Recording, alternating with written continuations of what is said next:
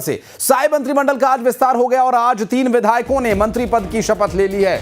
गजेंद्र यादव, राजेश अग्रवाल और खुशवंत साहिब ने मंत्री पद की शपथ ले ली है। अब साय मंत्रिमंडल में उनके कुल 14 सहयोगी यानी मंत्री हो गए हैं और समर्थकों में खुशी का माहौल है। समर्थकों ने नारेबाजी करते हुए जश्न मनाया और आपको बता दें कि आज साय मंत्रिमंडल में 3 और चेहरों को एंट्री मिल गई है, जिसमें गजेंद्र यादव, राजेश अग्रवाल और गुरु खुशवंत साहिब को जगह दी गई है।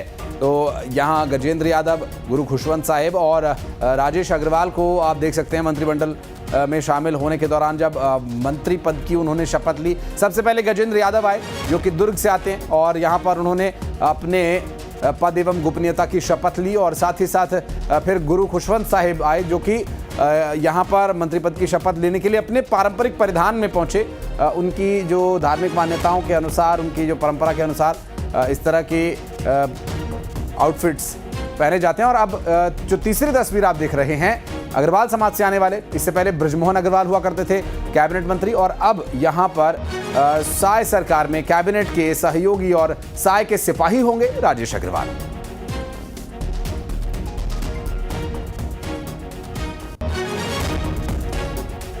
तो साय मंत्रिमंडल का आज विस्तार हो गया और 3 विधायकों ने मंत्री पद की शपथ ले ली। गजेंद्र यादव, राजेश अग्रवाल और खुशवंत साहिब ने मंत्री पद की शपथ ली। अब कुल 14 मंत्री हो गए हैं और जल्द ही मुख्यमंत्री विष्णुदेव साय जिम्मेदारियां भी दे सकते हैं। मुख्यमंत्री विष्णुदेव साय ने कैबिनेट की बैठक ली और मंत्रियों की कैबिनेट बैठक में नए मंत्रियों को विभाग आवंटन को लेकर मंथन चल रहा। मंत्रियों को भी अतिरिक्त प्रभार नए मंत्रियों को मिलेंगे।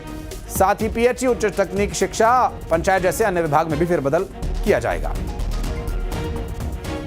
नए मंत्री शपथ ग्रहण किए हैं।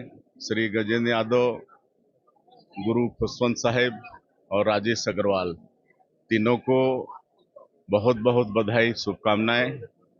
अब हमारा परिवार पूरा हो गया है। अब सरकार और द्रुत गति से दौड़ेगी। 3 नए मंत्री हमारे कैबिनेट में सदस्य, आज नए सदस्य आए हैं, उनका हृदय से स्वागत है, हृदय से अभिनंदन है। माननीय मुख्यमंत्री जी ने बहुत चिंतन के बाद, बहुत दृढ़ता से निर्णय करते हुए नए लोगों को अवसर दिया है। मैं सोचता हूं कि नए लोग नई उत्साह से काम करेंगे, नया प्रतिमान गढ़ेंगे, इसमें कोई संशय मुझे नहीं। पहली बार ऐसा हुआ है कि 14 मंत्री हुए छत्तीसगढ़ राज्य गठन के बाद, ऐसा पहली बार है।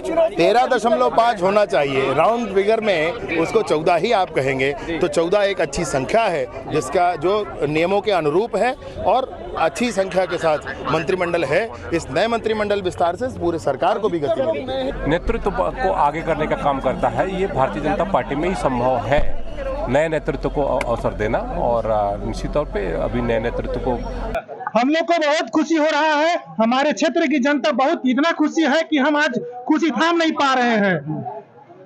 आपको क्या लग रहा है? बहुत अच्छा लग रहा है, एकदम माहौल है। मान लो हम लोग जैसे सोचे थे, हम तो शुरू से सोच रहे थे कि हमारे विधायक जी पहले से ही मंत्री बन जाए, लेकिन आज 2 वर्षों बाद ये माहौल आया है। आज हम बहुत एकदम हर्षोल्लास से एंजॉय कर रहे हैं। तो देखिए, झंडा लेके भाई साहब खड़े हैं, काफी वक्त से यहाँ पहुंचे हैं, इन्हीं से जानते हैं कितना उत्साह है आप? बहुत उत्साह है। आज हमारे गली गली आज बहुत उत्साहित है। हमारा क्षेत्र का जनता आज बहुत एकदम उत्साहित है और कहना चाहिए कि हम आगे विकास के लिए ऐसा बिल्कुल आश्वस्त हैं कि हमारे राजेश भैया के बनने से हमारा क्षेत्र का, हमारे राज्य का बहुत अच्छा तरक्की।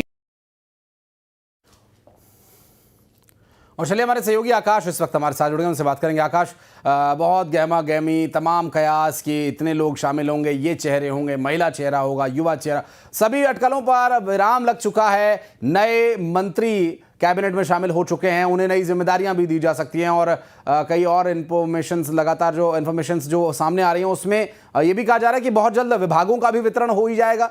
तो किसे कौन से विभाग मिलने वाले हैं, रिशफलिंग होगी, क्या कुछ होगा आगे स्थिति, क्या और डिटेल्स अपने पास? जी बिल्कुल, मंत्रियों के कयासों का सिलसिला थम गया है। नए मंत्री शपथ ले लिए और शपथ लेने के तुरंत बाद जब मुख्यमंत्री विष्णुदेव साय ने उन्हें जो है मुख्यमंत्री निवास में आमंत्रित किया और यहाँ पर कैबिनेट की बैठक ली गई। नए मंत्री मौजूद थे, इसके साथ ही डिप्टी सीएम समेत अन्य जो मंत्री हैं वो मौजूद थे।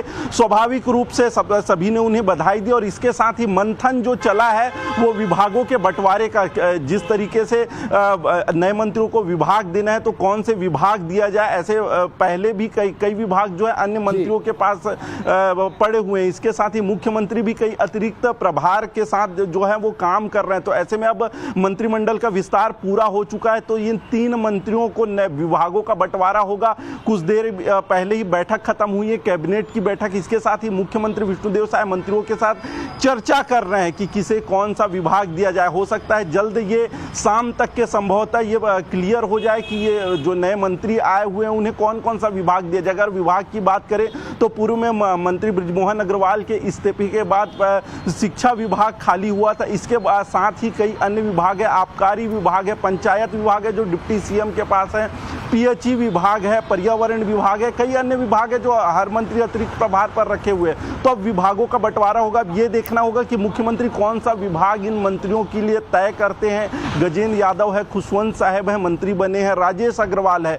नया एक चेहरा है तो जिम्मेदारी भी नहीं होगी और जो भी विभाग मिलेगा, नया विभाग मिलेगा, सकारात्मक रूप से काम करने की ये बात कह रहे हैं। अंतिम फैसला मुख्यमंत्री के पास अभी भी सुरक्षित है।